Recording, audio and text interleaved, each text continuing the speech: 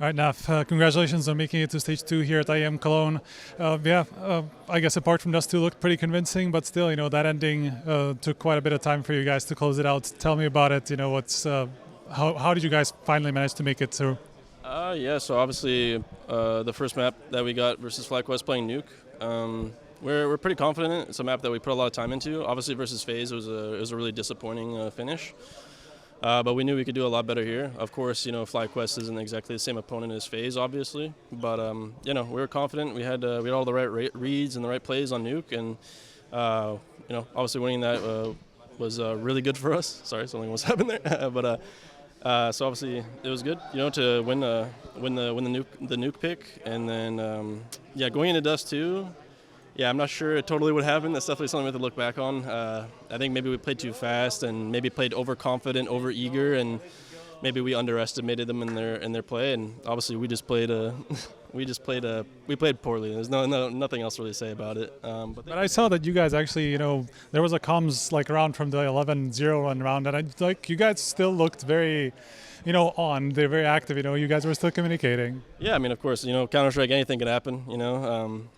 But yeah, no, we kind of joked about, hey, FaZe 11 came back 11-1 versus us, then maybe we can do it versus them. But we're still trying to do the comeback, and especially when you're down 11-1, you just say, screw it, just try your best, see what happens, and we tried, but unfortunately just too many mistakes. The Dust 2 game was just a bunch of mistakes, and that's all pretty much we can say about it. And yeah, there's really nothing much more to say. And then Ancient, I think it was a good map for us. I think we decided to have either Ancient or Inferno as the last map, and we put time into Ancient, of course. And we know that Inferno is a map that they also played here at this event, so they had reps on it.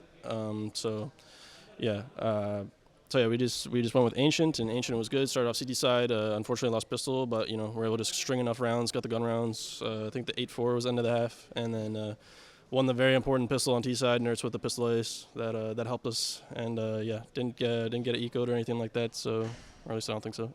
And then it got to a point where they're kind of coming back. I kind of gave them the bird a little bit on my molly clutch round, and then I was like, guys, don't let this bite me in the ass. And then I was getting a little worried there that I was, but luckily we had good ideas and we were able to come out on top.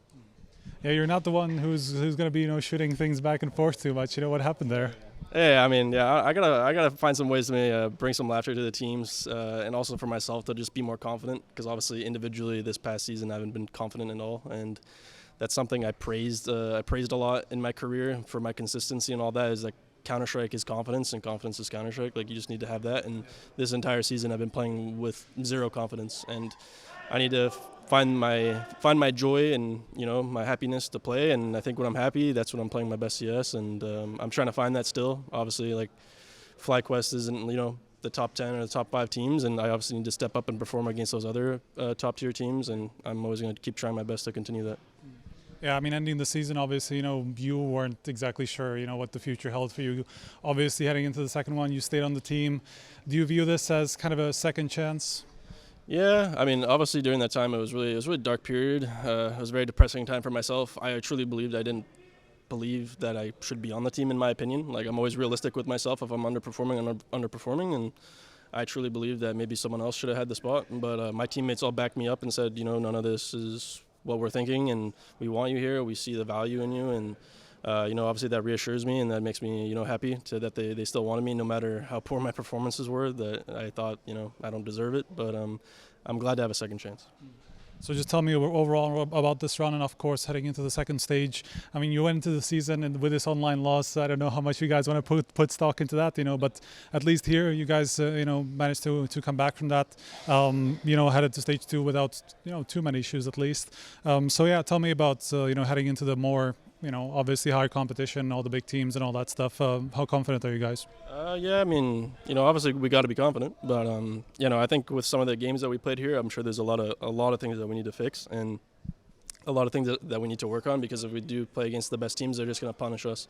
Obviously, the FaZe game was a good showing for us to kind of see where we're at. Of course, like we got the Inferno map, but on the other 2 maps we got pretty much smoked on them. So there's definitely a lot of work that we need to put in, and we need to just put the work in, or else it's just going to be, it's going to be a terrible event for us. So we just need to keep our heads down and keep practicing, keep working. Lastly, I just wanted to ask about Flashie, new coach coming in, of course, for this season. Tell me a little bit about him. I mean, we know him more as an analyst, right? And this is kind of a big coaching job for him, right? To come into a top team and one that's got big ambitions. What is he like from your perspective? You know, what does he bring to the team? Yeah, so I mean, of course, Flashie, he had a lot of experience playing with Blade as being an assistant coach under Navi. So obviously that comes with a lot of respect from us. And I think we kind of just needed someone that in our team where, obviously we believe in the coach. And of course, with Flashie coming from Navi, playing under Blade, that gives us a lot of confidence to trust a lot of things that he's saying. And we enjoy having him around. He has good personality, good humor for us. I would say that he was